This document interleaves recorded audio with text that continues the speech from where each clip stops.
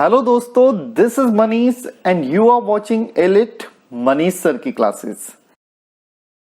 दोस्तों, अपने literary terms की सीरीज में आज हम टर्जा रिमा को डिस्कस करेंगे and here comes our short note on terza Rima.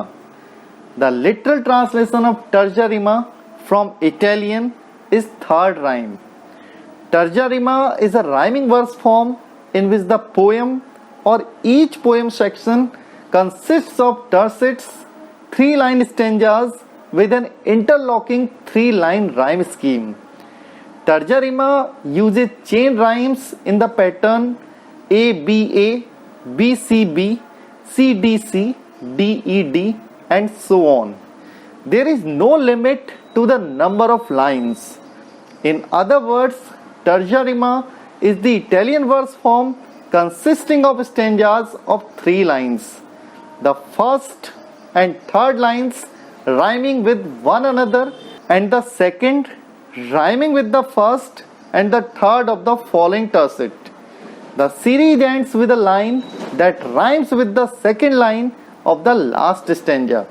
The meter is often iambic pentameter. Italian term terza rima का लिटरल ट्रांसलेशन होता है दोस्तों थर्ड राइम। इसीलिए तो टर्जा रिमा एक ऐसी राइमिंग वर्स है जिसमें कि टर्सेट्स पाए जाते हैं। इट मींस 3 लाइंस के स्टेंजाज पाए जाते हैं जो कि इंटरलॉकिंग राइम स्कीम रखते हैं, और वो राइम स्कीम होती है ABA, BCB, CDC, DED etcetera. तो दूसरे शब्दों में बोलें तो टर्जा रिमा एक इटालियन वर्स है जिसमें 3 लाइंस के स्टेंजाज होते हैं। फर्स्ट और थर्ड लाइन आपस में राइम करती हैं और सेकंड वाली लाइन अगले वाले टर्सेट के फर्स्ट और थर्ड लाइन से राइम बनाती है दोस्तों। द इटालियन पोइट डांटे एलिघेरी was the first to use terza rima. He made a magnificent use of this verse form while composing his long narrative poem Divine Comedy, completed in 1320. After Dante, Tarja rima became a popular form in 14th century Italy for allegorical and didactic poetry, especially written by Petrarch and Boccaccio. This verse form was strikingly used in 16th century Italy for satire and burlesque, notably by Aristo. Italian poet Dante एलिघेरी वो पहले व्यक्ति थे जिन्होंने terza rima का प्रयोग किया था। उन्होंने इस सुंदर से वर्स फॉर्म का प्रयोग अपनी प्रसिद्ध लंबी नैरेटिव पोएम डिवाइन कॉमेडी को लिखने में किया था, जो 1320 में पूरी हुई थी। दांते के बाद टर्जा रिमा का प्रयोग 14th सेंचुरी इटली में बहुत सारी एलिगरिकल और डायडेक्टिक पोएम्स को लिखने में किया गया, और मुख्य रूप से ये काम पेट्रार्क और बोccaccio ने किया था।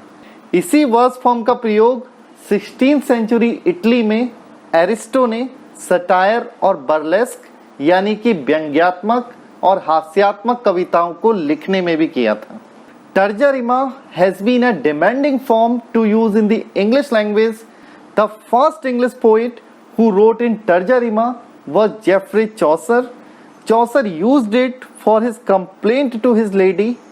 Thomas Wyatt is credited to popularize this form in the English language through his translations and original works.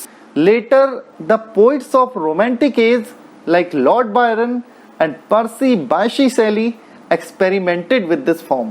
Terza Rima English language में एक डिमांडिंग फॉर्म के रूप में आई, और पहले पोइट जिन्होंने टर्जा रिमा का प्रयोग किया वो father of English poetry Geoffrey Chaucer ही थे, और चौसर ने टर्जा रिमा का प्रयोग अपनी book Complaint to His Lady को लिखने में किया था। थॉमस व्याट वो व्यक्ति हैं दोस्तों जिन्होंने इंग्लिश लैंग्वेज में इस वर्स फॉर्म को अपने ट्रांसलेशंस और ओरिजिनल वर्क्स के माध्यम से खूब लोकप्रिय बनाया था, और फिर रोमांटिक एज के पोइट्स लॉर्ड बायरन और पीबी शैली ने भी टर्जा रिमा का प्रयोग अपने वर्क्स में किया था। Shelley has made beautiful use of terza rima in his ode to the west wind. The opening lines of this popular poem are O wild west wind, thou breath of autumn's being, thou from whose unseen presence the leaves dead are driven, like ghosts from an enchanter fleeing. So rhyme scheme of this stanza is ABA. With this, I end today's class, friends. Thank you very much.